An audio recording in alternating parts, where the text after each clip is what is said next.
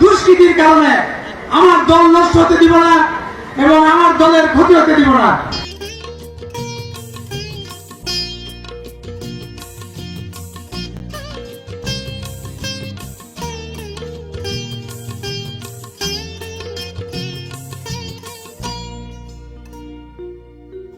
গাজীপুরে বিচার সালিসের নামে হচ্ছে প্রহসন, চলছে টাকার লেনদেন, এমনটাই অভিযোগ বিএনপির সাবেক সভাপতি জনাব সেলিম রেজার। আজকে আমাদের কানে আসে আজকে দরবারের নামে প্রহসন চলছে, দরবারের নামে টাকা খেয়ে দরবার করছে। এই চিত্র কেবল শুধু গাজীপুরের নয়, সারা বাংলাদেশের। এসব চিত্রের খবর আমরা সোশ্যাল মিডিয়া, টকশো কিংবা নানা জনের নানা আলোচনায় হরহামেশাই শুনতে পাই।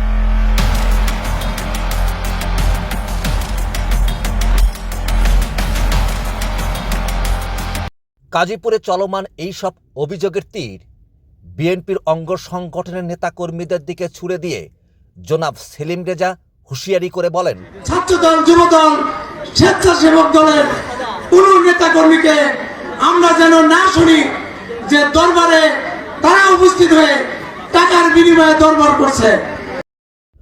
দরবার সালিশগুলো মুরব্বীদের দ্বারা সম্পন্ন করার জন্য তিনি নির্দেশ দেন। দরবার সালিশ বিচার আমাদের প্রত্যেক জায়গার মুরব্বী যারা আছে তারা বিচার সালিশ করবে।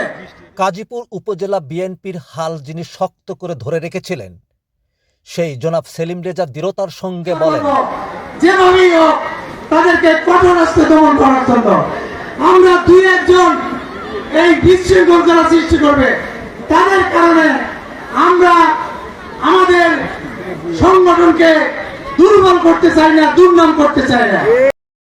তিনি সবার কাছে আহ্বান জানিয়ে বলেন, আপনারা আমাদের কাছে বলেন কারা এই সব কাজের সাথে জড়িত, তাদেরকে আপনারা যদি সাজা না দিতে পারেন আমরা সাজা দিব। কিন্তু কে বলবে? আর এখানে বলারই বাকি আছে। আমরা যদি আমাদের চারপাশে খেয়াল করি তাহলে এর চিত্র আমরা দেখতে পাই।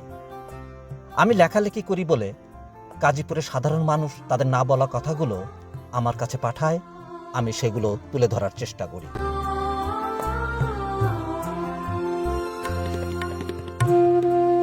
আপনারা কেউ আমার শত্রু নন। জনাব সেলিম রেজা তিনি আমার চাচা এবং অভিভাবক। শিল্পী কনক চাপা আমার বোন। জনাব রানা তালুকদার আমার ভাই। জনাব তুষার তালুকদার, যার আদর, স্নেহ ও ভালোবাসায় আমার ছোটবেলা কেটেছে। আপনাদের সফলতা আমার আনন্দ, তাই গাজীপুরবাসীর না বলা কথাগুলো এবং প্রত্যাশাগুলো আপনাদের কাছে তুলে ধরাই আমার উদ্দেশ্য। কাউকে ছোট করা কিংবা কাউকে আঘাত করা আমার উদ্দেশ্য নয়।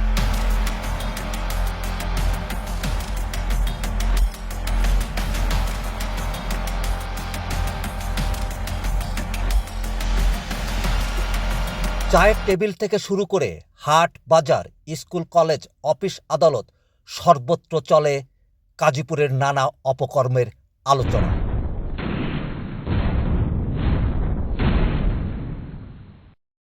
জনাব সেলিম রেজার কথায় আশার আলো দেখলেও গাজীপুরে চাঁদাবাজি, দুর্নীতি সহ নানা অপকর্মের এখনো কোনো অগ্রগতি না হওয়ায় হতাশ গাজীপুরের সাধারণ জনগণ।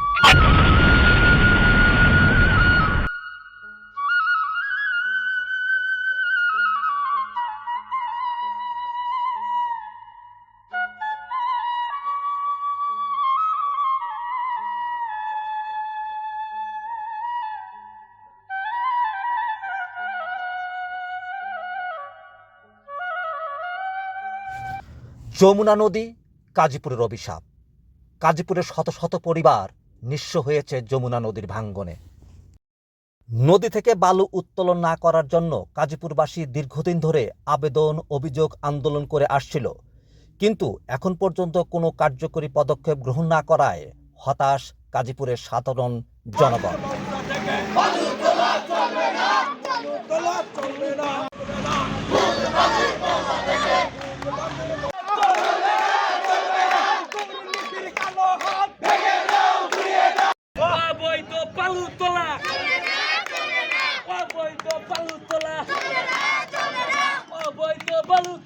তবে গাজীপুরের সচেতন মহল অভিযোগের তীরটি নির্দিষ্ট কোনো ব্যক্তির দিকে ছুটছেন না। তারা মনে করছেন, যেহেতু দলের নেতারা এখন একত্রিত হয়েছেন, তারা যদি সদিচ্ছা পোষণ করেন তাহলে এইসব অনিয়ম অপকর্ম খুব সহজেই দূর করতে পারবেন।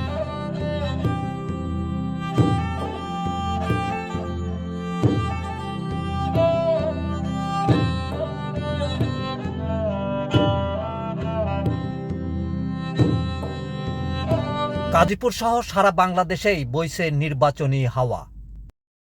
নির্বাচনকে সামনে রেখে নিজেদের মধ্যে সকল মতবিরোধ ভুলে সব নেতারা একত্রিত হয়ে এখন দলের সকল কর্মসূচিতে অংশগ্রহণ করছেন।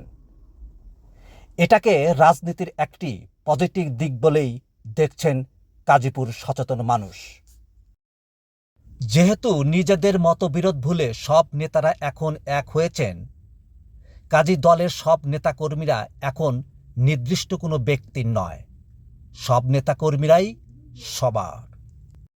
কাজেই নেতাকর্মীদের ভালো মন্দ, দোষ ত্রুটি, সফলতা ব্যর্থতার দায় নেতারা এড়িয়ে যেতে পারেন না বলেই মন্তব্য করছেন গাজীপুরের জনগণ।